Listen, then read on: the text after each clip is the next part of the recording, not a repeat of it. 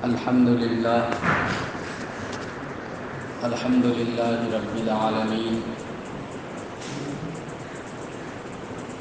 والصلاة والسلام على سيد الأنبياء والمرسلين وعلى آله وأصحابه أجمعين أما بعد أعوذ بالله من الشيطان الرجيم بسم الله الرحمن الرحيم وما أرسلناك إلا رحمة للعالمين صدق الله العظيم اللهم صل على سيدنا ومولانا محمد وعلى آله وأصحابه وبارك وسلم۔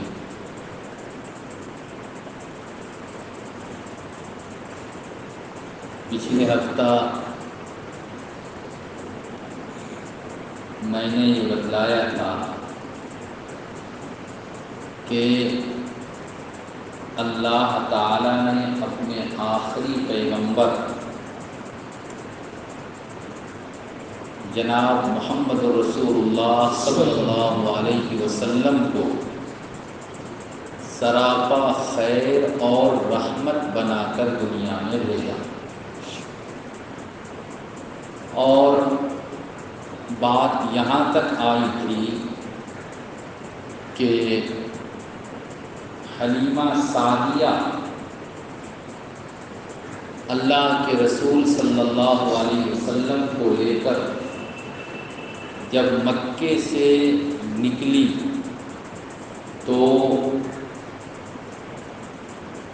خیر، برکت اور رحمت کا ظہور شروع ہو گیا تھا۔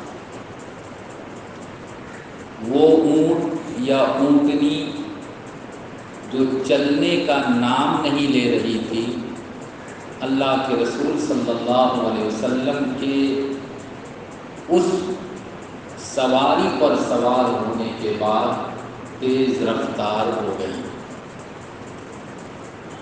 اور حلیمہ سعدیہ کا جو محلہ تھا، جو علاقہ تھا، پورے علاقے میں برکت ہی برکت نظر آنے لگی۔ میں نے پچھلے ہفتہ یہ بتلایا تھا کہ اگلے جمعہ کو اللہ کے رسول صلی اللہ علیہ وسلم کی رحمت اس دنیا والوں پر کس کس طرح سے ظاہر ہوئی، اس کا چند نمونہ میں پیش کرنے کی کوشش کروں گا۔ چنانچہ آج پوری دنیا میں خاص طور پہ اسلام پر جو کوشچن کیا جاتا ہے، اعتراض کیا جاتا ہے، چند ٹاپک اور چند باتیں ہیں، ان میں سے ایک عورت کا مسئلہ ہے کہ اسلام نے عورت کی حیثیت کو دبا دیا، عورت کو سماج میں، معاشرے میں وہ مقام اسلام نے نہیں دیا جو دینا چاہیے۔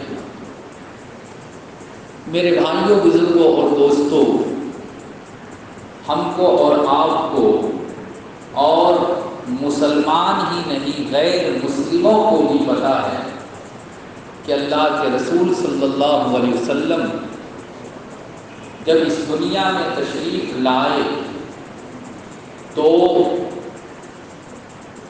بچیوں کا حال یہ تھا کہ جس گھر میں وہ جنم لیتی تھی اس کو زندہ دفن کر دیا جاتا تھا، اور اگر کسی کے دل میں تھوڑا رحم آ گیا اور کسی طریقے سے اپنی بچی کی جان کو بچا لیا تو وہی بچی جب بڑی ہو جاتی تھی، باپ کے مرنے کے بعد جس طرح مال کو میراث میں تقسیم کیا جاتا ہے، اسی طرح سے لڑکیوں کو بھی میراث میں تقسیم کر دیا جاتا ہے۔ ان کو حصہ تو ملتا نہیں تھا، بلکہ الٹا اس حصے دار کو ایک مال اور ایک پراپرٹی کی طرح میراث میں بانٹ دیا جاتا تھا۔ اللہ کے رسول صلی اللہ علیہ وسلم دنیا میں تشریف لاتے ہیں اور جن جن پر آپ نے اپنی شفقت اور رحمت کا ہاتھ رکھا، ان میں سے خاص طور پر ایک عورت کی ذات ہے۔ چنانچہ ایک حدیث میں ہے، اللہ کے رسول صلی اللہ علیہ وسلم نے ارشاد فرمایا کہ میں اس شخص کو مجرم سمجھتا ہوں، میں اس کو پاپی اور گنہگار سمجھتا ہوں جو یتیم پر اور عورت پر ظلم کرتا ہے۔ آپ صلی اللہ علیہ وسلم نے عورتوں کو ایسی عزت دی کہ دنیا کا کوئی انسان اس کی نظیر اور اس کی مثال پیش نہیں کر سکتا۔ چنانچہ عورت کی ایک حیثیت ہے ماں کی، ایک ہے بہن کی، ایک ہے بیوی کی اور ایک ہے بیٹی کی۔ ہم اگر چاروں حیثیت سے عورتوں کو دیکھیں تو آقا صلی اللہ علیہ وسلم نے الگ الگ سب کی فضیلت کو، سب کے مقام کو اور سب کے مرتبے کو بیان کیا۔ ظاہر سی بات ہے کہ بچہ جنم لیتا ہے، ماں اور باپ دونوں بچے کی پیدائش اور جنم کا سبب اور ذریعہ ہوتا ہے، لیکن اللہ کے رسول صلی اللہ علیہ وسلم نے جب دونوں کو ایک ساتھ ملا کر دونوں کی حیثیت کو بیان کیا تو آپ نے باپ کے مقابلے میں ماں کا مقام اور مرتبہ اونچا بیان کیا۔ ایک صحابی آتے ہیں اور آ کر پوچھتے ہیں، من احق بحسن صحابتی، اے اللہ کے رسول صلی اللہ علیہ وسلم، ویسے تو ہر ایک کے ساتھ اچھا سلوک اور ویوہار کرنا ہے، ہر ایک کے ساتھ اچھے اخلاق سے پیش آنا ہے، لیکن میرے اچھے سلوک کا سب سے زیادہ حقدار کون ہے؟ میں سب سے اچھا ویوہار کس کے ساتھ کروں؟ تو آپ صلی اللہ علیہ وسلم نے فرمایا، امک، تمہاری ماں۔ پوچھا ثم من، پھر کون؟ ماں کے بعد کس کا درجہ ہے؟ مشہور روایت ہے، دوسری مرتبہ بھی فرمایا امک، تیسری مرتبہ بھی فرمایا امک، اس کے بعد جا کر کہا ابوک، یعنی ماں کا درجہ باپ کے مقابلے میں کم سے کم 3 گنا زیادہ ہے۔ اسی لیے تو اللہ کے رسول صلی اللہ علیہ وسلم نے فرمایا کہ ان الجنت تحت اقدام امہاتکم، اگر تم جنت میں جانا چاہتے ہو تو جنت تو تمہاری ماں کے پیر کے نیچے ہے، ماں کی خدمت کرو، ماں کو خوش رکھو، تم جنت میں پہنچ جاؤ گے۔ اللہ کے رسول صلی اللہ علیہ وسلم کا حال یہ تھا کہ ان کو اپنی ماں کی خدمت کا تو موقع ملا نہیں۔ بچپن میں ماں کے پیٹ میں تھے، باپ کا انتقال ہو گیا، ابھی چھوٹی عمر میں تھے، ننیال مدینے سے واپس آ رہے تھے، راستے میں ماں کا انتقال ہو گیا، اور ام ایمن جو حقیقت میں آپ صلی اللہ علیہ وسلم کی ماں آمنہ کی باندی تھی، یعنی ان کی خدمت کرتی تھی، ام ایمن نے آپ صلی اللہ علیہ وسلم کو پالا، پوسا، بڑا کیا، پرورش کی۔ روایت میں آتا ہے کہ ایک مرتبہ اللہ کے رسول صلی اللہ علیہ وسلم ایک جگہ ہے وہاں پر جعرانہ، وہاں سے آپ صلی اللہ علیہ وسلم نے عمرے کا احرام بھی باندھا تھا. تو مقام جعرانہ میں آپ گوشت تقسیم کر رہے تھے، کچھ لوگوں میں بانٹ رہے تھے. تو اسی وقت ایک عورت آتی ہے اور وہ بھی گویا کہ گوشت لینے کے لیے پہنچتی ہے. جب آپ صلی اللہ علیہ وسلم نے ان کو دیکھا تو اپنی چادر ان کے لیے بچھا دیا. حضرت ابوالفضل رضی اللہ تعالی عنہ غالباً وہ کہتے ہیں کہ میں حیران ہو گیا، یہ کون عورت ہے جس کے لیے آپ صلی اللہ علیہ وسلم نے اپنی چادر بچھا دی.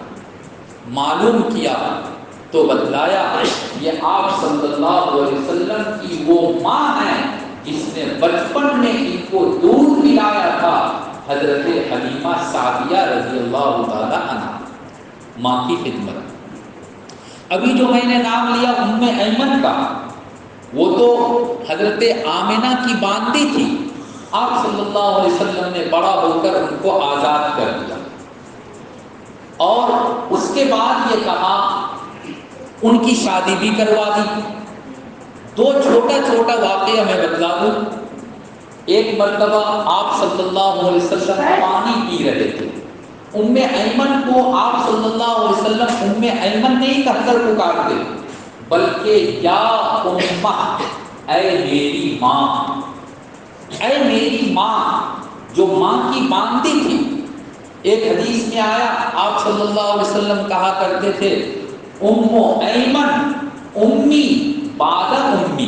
میری ماں تو دنیا سے چلی گئی لیکن میری ماں کے چلے جانے کے بعد آج بھی میری ماں دنیا میں موجود ہے اور یہ ام ایمن. تو آپ صلی اللہ علیہ وسلم ایک مرتبہ پانی پی رہے تھے. ماں عائشہ رضی اللہ تعالی عنہا بھی وہیں تھی. ام ایمن رضی اللہ تعالی عنہا نے کہا کہ ذرا مجھ کو بھی پانی پلا دو. نبی ہے، نبی کو کہہ رہی ہے کہ مجھ کو بھی پانی پلا دو. حضرت عائشہ رضی اللہ تعالی عنہا نے کہا کہ ایسا نہیں کہنا چاہتی.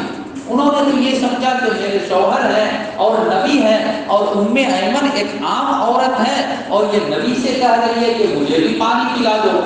تو ام ایمن رضی اللہ تعالی عنہا نے کہا کہ میں نے محمد کی جتنی خدمت کی ہے، محمد صلی اللہ علیہ وسلم کی جتنی خدمت کی ہے، تم نے میری خدمت کے مقابلے میں کوئی خدمت نہیں کی. حضرت محمد صلی اللہ علیہ وسلم نے کہا کہ ام ایمن صحیح کہہ رہی ہے اور بعد میں اپنے ہاتھ سے ان کو پانی پلایا. جب ام ایمن کے شوہر کا انتقال ہو گیا تو آپ صلی اللہ علیہ وسلم نے اعلان کیا کہ اگر کوئی جنتی عورت سے شادی کرنا چاہتا ہے تو وہ ام ایمن سے شادی کر لے. چنانچہ حضرت زید ابن حارثہ رضی اللہ تعالی عنہ جو آپ صلی اللہ علیہ وسلم کا منہ بولا بیٹا تھا، انہوں نے ام ایمن رضی اللہ تعالی عنہ سے شادی کی اور حضرت اسامہ انہی کے پیٹ سے پیدا ہوئے، اسامہ ابن زید رضی اللہ تعالی عنہ. اسی طرح سے آپ صلی اللہ علیہ وسلم کی بچپن میں پرورش کرنے والوں میں ایک اور عورت کا نام آتا ہے اور وہ ہے ابو طالب کی بیوی، یعنی آپ صلی اللہ علیہ وسلم کی چچی. انہوں نے بھی محمد صلی اللہ علیہ وسلم کی بڑی خدمت کی بچپن میں. ان کا نام فاطمہ بنت اسد تھا. جب ان کا انتقال ہوا، جب وہ دنیا سے رخصت ہو کر گئی تو آپ صلی اللہ علیہ وسلم نے اپنا کپڑا اتار کر اور ان کے کفن کے لیے پیش کیا. آپ صلی اللہ علیہ وسلم کا ماں کے ساتھ حسن سلوک، اس کا چند نمونہ میں نے پیش کیا. ماں تو اپنی نہیں تھی، دنیا سے چلی گئی. جب آپ صلی اللہ علیہ وسلم ماں کی قبر کے پاس سے گزر رہے تھے تو وہاں رک کر اپنی ماں کو یاد کیا اور زار و قطار رونے لگے. صحابہ کرام رضی اللہ عنہم اجمعین بھی دیکھ کر رونے لگے۔ نمبر ایک، ماں کے ساتھ حسن سلوک۔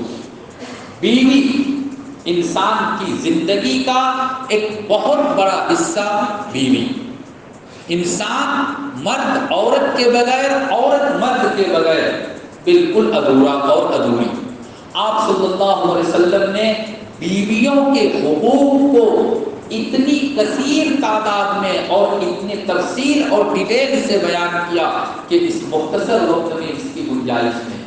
یہاں تک کہ آپ صلی اللہ علیہ وسلم نے فرمایا کہ خیرکم لأہلہ وانا خیرکم لأہلی۔ دنیا کا سب سے اچھا انسان وہ ہے جو اپنی بیوی کے لیے اچھا ہو۔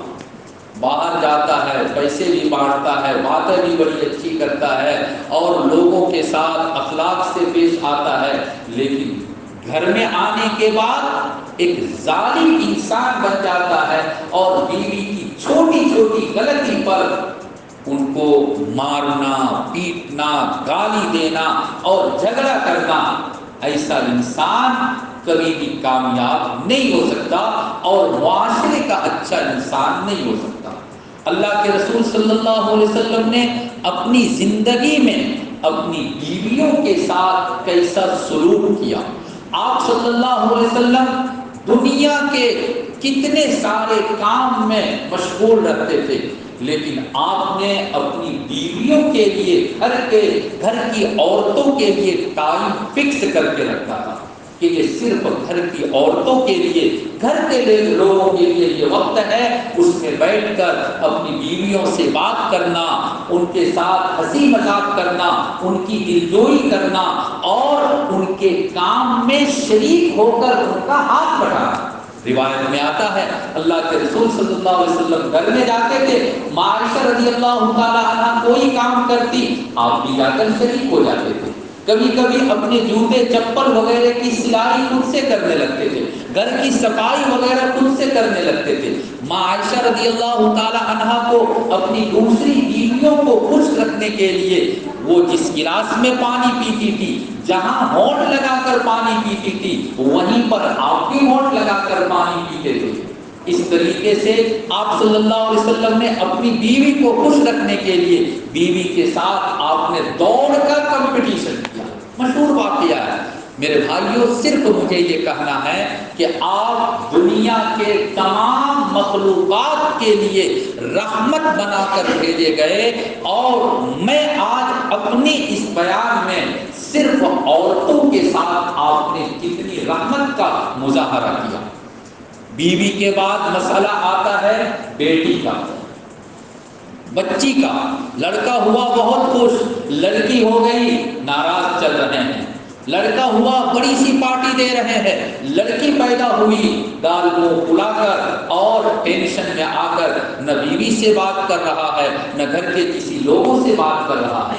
اللہ کے رسول صلی اللہ علیہ وسلم نے صاف طور پر فرمایا کہ جس کے گھر میں 3 بچی ہو اور وہ تینوں بچیوں کی اسلامی طور طریق پر وہ اس کی پرورش کرتا ہے تو وہ سیدھا جنت میں جائے گا۔ ایک صحابی نے پوچھا کہ اگر کسی کے پاس 2 بچی ہو تو؟ آپ صلی اللہ علیہ وسلم نے فرمایا وہ بھی جنت میں جائے گا۔